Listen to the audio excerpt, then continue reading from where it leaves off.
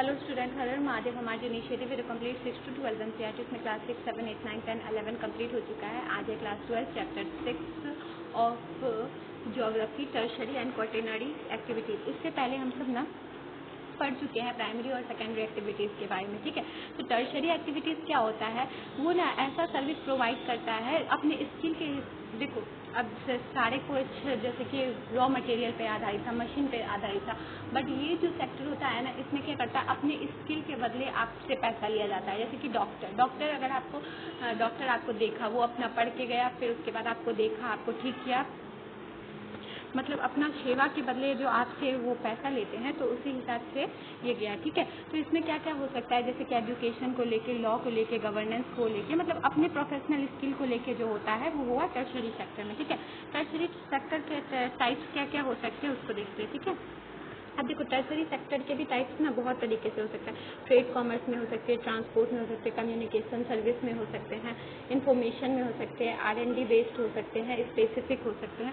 तो ये सब बहुत तरीके के हैं, ठीक है। तो उस सबको अच्छे से डील करते हैं। मतलब ट्रेड और कॉमर्स में क्या होता है, जिसमें बाइंग और सेलिंग होता है किसी भी ट्रेडिंग सेंटर में, वो हुआ एक तरीके से। तो देखो इसमें क्या किया जाता है, प्रॉफिट लिया जाता है, प्रॉफिट अर्न किया जाता है। एक ट्रेडर होता है, एक बायर होता है, इन दोनों के द्वारा क्या होता है, कॉमर्शियली काम किया जाता है, और इसके बदले क्या होता है कि पैसा, उन दोनों में पैसा का आदान प्रदान होता है, ठीक है।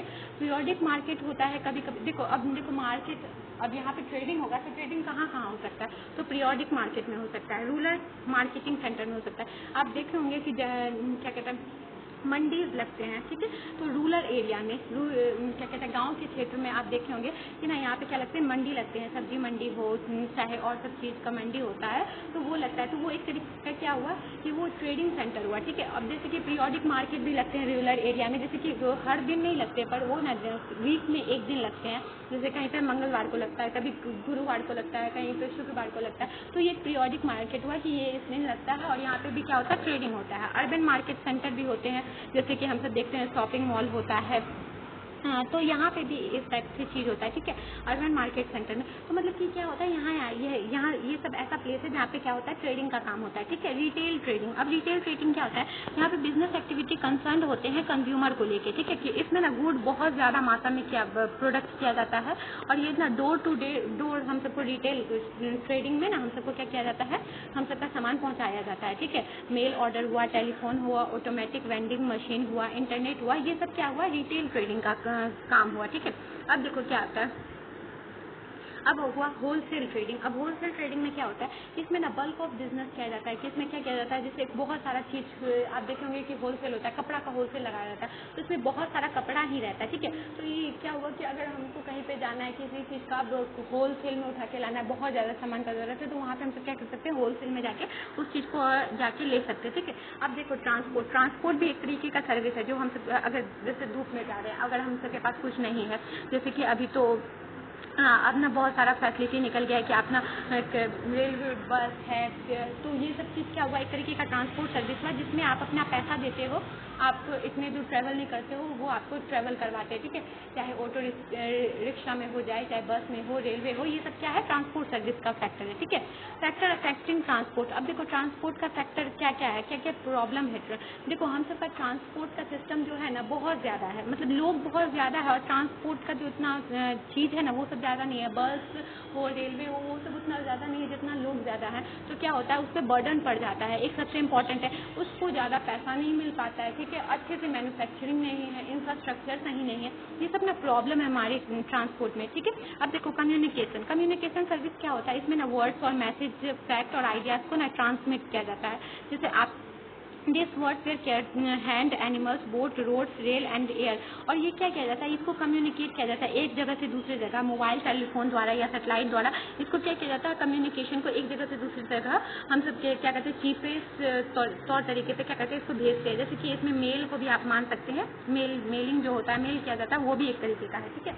अब टेली कम्युनिकेशन में क्या आता है, ये रेडियो, टेलीविजन, न्यूज़पेपर आप सब पढ़ते हैं ना, देखो न्यूज़पेपर पढ़ते हो तो ये भी एक टेली कम्युनिकेशन है। इसमें कोई ऑथर अपना विचार को प्रस्तुत किया, और उस चीज़ को जैसे देश में कुछ भी चल रहा है, वो ऑथर अपना विचार को प्रस्तुत किया और उसको हम सब देख के पढ़े, तो वो क्या हुआ, टेली कम्युनिकेशन हुआ। देखो अब इसके बाद क्या आता है, फिर सर्विसेज आती है। सर्विसेज क्या हुआ, सर्विसेज बहुत तरीके के हो सकते हैं, हम सबको बहुत तरीके का सर्विस मिलता है, चाहे वो खाना को लेके होता है। देखो कभी कभी देखोगे ना कि ना खाना आपको घर पे खाना पहुंचाया जाता है, तो वो एक तरीके का हुआ कि वो सब ना एक तरीके का सर्विस हुआ। तो ये सब क्या हुआ, टर्शरी सेक्टर में आते हैं ये सब, ठीक है।